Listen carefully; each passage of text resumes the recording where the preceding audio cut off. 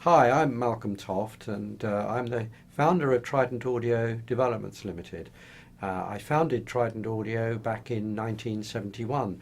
Prior to that, I was chief engineer at Trident Recording Studios. I actually joined Trident when it opened its doors in 1968, and I was the first recording engineer that Trident ever employed. Back in those days, we were the first studio in Europe to have an 8-track recorder.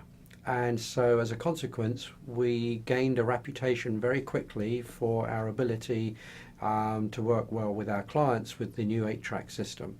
And amongst my early clients was Tony Visconti, and I worked with Tony on David Bowie's Space Oddity album, and I also recorded 3 albums with T-Rex with Tony. I recorded James Taylor's first album, and I was also very fortunate to mix Hey Jude by the Beatles, which was actually recorded at Trident Studios.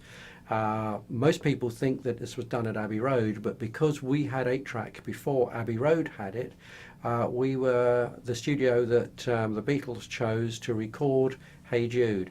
So from being a recording engineer, I became manager of the studios in 1970, and it became my job to look for a new console for the studio. So what actually happened was we went round the various manufacturers, Neve, Kodak and Helios, who were the main suppliers at that time of large format consoles, to ask them if they could build what we wanted. Unfortunately, none of those could come up with the footprint that we required, this small footprint, and also such things as EQ on the monitor circuit. So I had been tinkering around for quite some time building my own small console for a studio that I was going to build, and I managed to convince the management of Trident that, hey, maybe we could build our own console.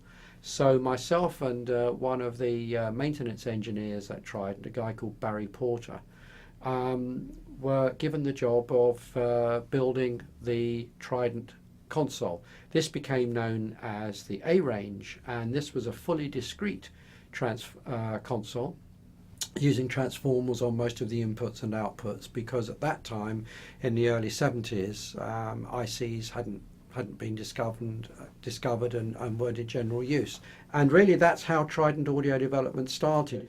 The equipment was very much designed with our ears, if you like. It was designed first of all by doing listening tests, and then when we liked what we heard, we would then actually look at it with test equipment and see how it performed. So I think that made Trident extremely unusual and unique, even nowadays, let's say, as well as then, that actually the equipment was designed by recording engineers. And one of our early slogans was recording consoles designed by recording engineers for recording engineers, and that still stands to this day.